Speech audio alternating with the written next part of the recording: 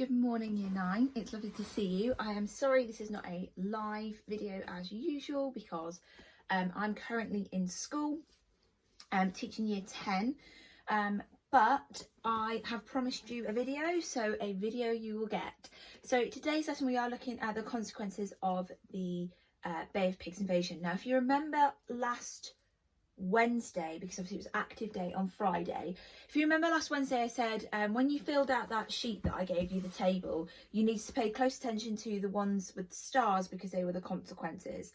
That is going to be really helpful for you today in what you're doing, partly because you are going to be doing a consequence question. Now I know we've done one of these before and I know you know how to do them, but I'm just going to go over kind of a plan to help you. If you know, I'm quickly go over the technique as well. I'm not planning on editing this video. I'm planning on just kind of uploading it, so you're going to have to deal with my spiel that I normally do. So I will give you a couple of pointers, like a quick couple of reminders, and yeah, we'll go for it. I just got a text as well, which is always helpful. So let's go for it. Just some reminders then with your consequence question. Remember, there need to be two different consequences. Obviously they're going to have a similarity because they're about the same event, but they have to be two different consequences. Oh, you can tell I'm not editing this because now I've now got a dog. They also have to be 4 sentences, one to state the consequence and then 2 or 3 sentences, preferably 3, to back up your consequence explanation. But you don't want to go mad because you've only got 8 marks, 4 marks per consequence. So you don't want to go nuts. You don't really want to go over and beyond because it's only going to give you 8 marks. There's no point writing me a 16-mark answer in an 8-mark question in this particular instance. All right, you want to explain why, you want to say why something is happening, okay? Rather than telling me what happens, you need to say why it happened using that word because, okay? I think that's my couple of pointers. I have attached the PowerPoint that helps you anyway. That's got my exemplar answer for, I believe it's the Potsdam conference. I have attached that again that you had last time. Obviously, refer to my previous video, which is a bit more in depth, but we're just going to plan this quickly together now because you guys, it's just about practice with these kinds of questions. Frustratingly, they only appear in the Cold War, as I've said before, so you are only going to need to tackle it for this 1/2 of a paper. So it's more now about practice and having a go rather than me explaining it over and over, but that's not a problem. Even though I'm in school, I do have a break between 11:30 and 12:30 was like getting my lunch and stuff. So if you need any help, give me a quick message on Teams. But if you are asking me questions between 9:30 and 11:30, I won't be able to reply, I'm afraid, because I am teaching Year 10. Again, I've got that little window 11:30 to 12:30. I'll reply to any messages or emails then, but from 12:30 to 2:30 then I'm also teaching once more, so you'll have to get me after school. That's not a problem. I'm happy to answer your questions, but I'm just going to apologise that there won't be a quick response like I normally am. Right then, so Bay of Pigs.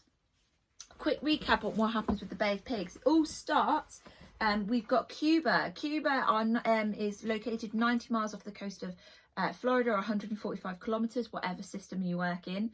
And they are basically America's playground. People would go to Cuba, or Americans I should say, would go to Cuba, and they would buy property. They would do lots of like kind of dodgy deals. Oh, that's very close to my head, sorry.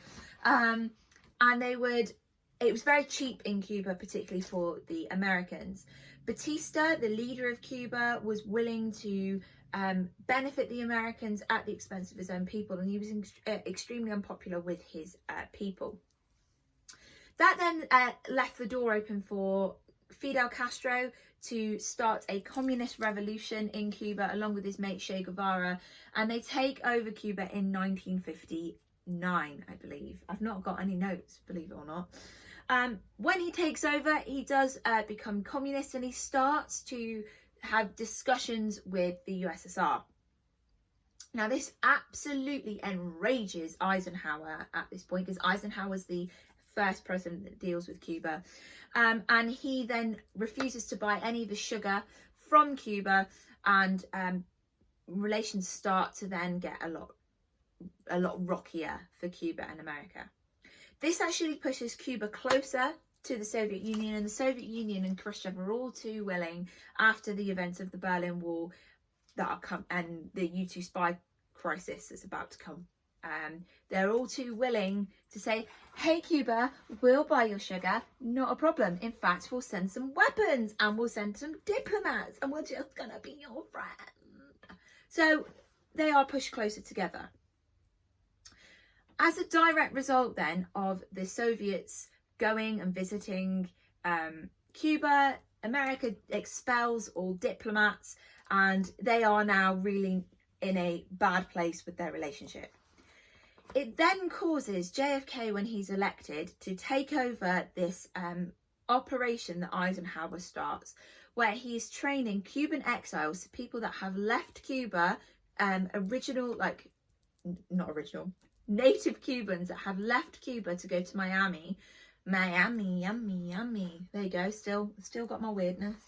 And have gone to Miami and are now being trained by the CIA. There's about 1,500 of them, and they call themselves La Brigada. Okay, and La Brigada are set to invade Cuba at the Bay of Pigs, hence our question, with the support of the American Air Force. The Air Force do bomb the Cuban military, or the Cuban Air Force, first off, but a second attack, which basically would have finished off the Cuban Air Force and not allowed the Cuban army to group, was called off, and the Cuban exiles were sent in, bang, on their own. There is a slight issue as well with these Cuban exiles when they've been trained. They are using a radio link that the Cubans have. So Fidel Castro is able to tap straight into that walkie-talkie and is ready for when they arrive. So the 1,500 Cuban exiles of La Brigada arrive, and there are 20,000 soldiers waiting for them at the Bay of Pigs. The invasion is a total disaster, and the majority, so 1,100 exiles, are captured by Castro's forces. And it is a complete and utter disaster for America. That leads us on to our consequences then. I've just said JFK is completely humiliated. I'm going to scooch along, scooch. I'm even in a dress today, makeup and everything. You're in for a treat. So one consequence that you could talk about is JFK is humiliated.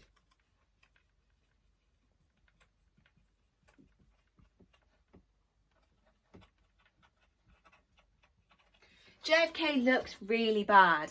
He looks like he's attacked Cuba for no real apparent reason. Obviously, that is, not the case in America's eyes. But he looks like he's attacked Cuba for no real reason. And actually, he comes off bad because it's unethical. And he's been plotting behind Castro's back. So he is entirely humiliated. Another one that you could talk about is the relationship between Cuba and the Soviet Union.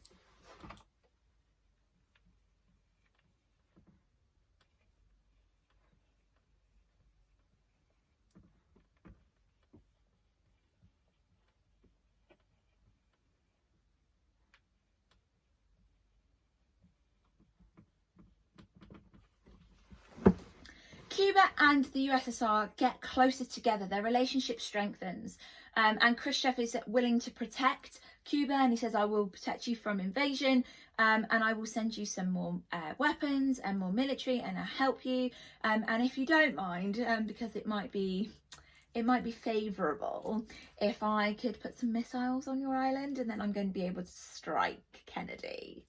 And obviously Cuba's like, huh, yes. So that's one that you could talk about. Another one that you can talk about, big elephant in the room.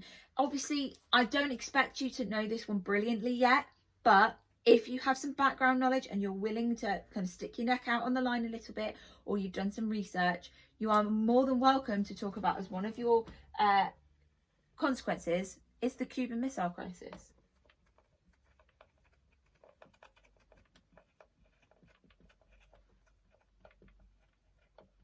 Now, the plan is that I will be going over the Cuban Missile Crisis on Friday for you properly. So if you want to not use that one, I won't be offended. But it is, if you've watched something like 13 Days or lots of other films or documentaries, and you know a bit about the Cuban Missile Crisis enough that you could write 3 sentences about it, go for it. I'm particularly thinking of Loughran here. I know that Loughran's done some research on it, but that is not to say if you want to avoid it, that's fine, because we haven't touched upon it yet. That's not a problem. All right.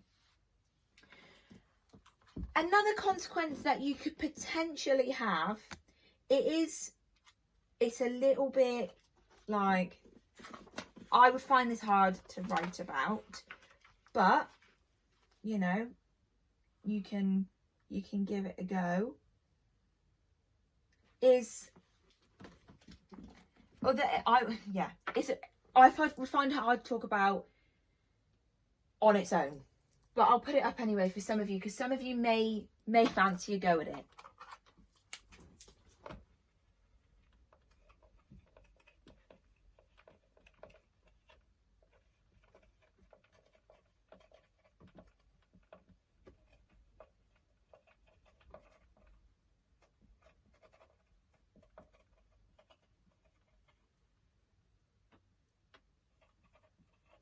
So remember that we've talked about this before, that America had missiles in Turkey that they were willing to fire, and Turkey is very close to the Soviet Union, so it would mean that if you fired a missile from Turkey to Russia, you could pretty much hit every major city. Because America is so far away from the USSR, even the long-range missiles would struggle to get to America, and then they would have the ability to be that they might miss. So at the start of the Bay of Pigs invasion, obviously the USA have got striking range within the USSR. When it then becomes that Cuba and the USSR have got a good relationship, Cuba can now have missiles, just as I've said up here. That then means that the USA and the USSR have striking range between them now. So although by putting missiles on Cuba, because it was medium range missiles, Khrushchev would have the ability to hit pretty much every major city in America. So if I show you this little map here, that circle, this outer circle, is the striking range that Khrushchev has when he puts missiles on Cuba. So there's that military build-up. Feel free to use the textbook pages that I gave you last lesson, to help you out with these consequences, all right? And like I said, I am here if you need me or need anything at all. Use your work from last lesson. These are 4 ideas. You can pick 2 of them. If you're unsure, send me some work or send me some bits and I'll get to them when I can. Or if you're really struggling and feel like you would want to wait for Friday's lesson and then do it on Friday, I will happily accept that. That's not a problem at all. But anything you need, give me a shout. Like I said, I've only got a limited time tomorrow in terms of answering emails and things, because I'm actually teaching. I'm not sure I can do that anymore after 15 weeks, flipping heck, 16 weeks. But yeah, just give me a shout and I will get back to you as soon as I physically can. All right, lovelies. See you later. See you on Friday for our live lesson.